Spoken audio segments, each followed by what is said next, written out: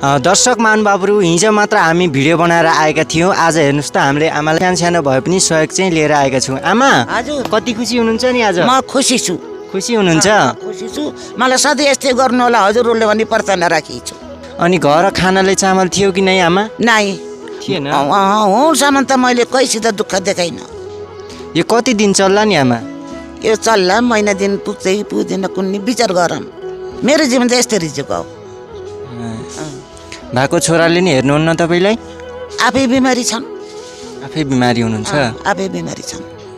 अनि यो सहयोग पठाइदिएको मान्छेलाई के भन्न चाहनुहुन्छ नि? अब के भन्नु, मेरो बुद्धि भन्ने केही छैन। उहाँहरूले मलाई गर्नु हो, उहाँहरूलाई मैले आशीर्वाद दिन्छु। उहाँहरूले मलाई देख्नु भएको पनि होला, मैले पनि देखेको होला। तर अहिले मलाई यति मलाई मुखमा चारो हाल्नु हो, तपुर उहाँ जान हो मेरालाई, उहाँहरूले बुझ्नु हो, फल्ने हो यस्तै हो भनेर उहाँहरूले हजुरको साथमा पठाइदिनु भयो। मैले उहाँहरूलाई पनि धन्यवाद दिन्छु। अनि 5000 पैसा पनि दिनुभयो होइन? 5000 पैसा पनि दिनुभयो। अनि त्यो पैसाले के गर्ने नि आमा? त्यो पैसाले दबाई खाने। दबाई गर्ने? दबाई खाने। छोरी दुवैजना छोरीहरूले दबाई खानुहुन्छ? दुईटीले पनि मैले पनि तिनटीले जो। ए हो र?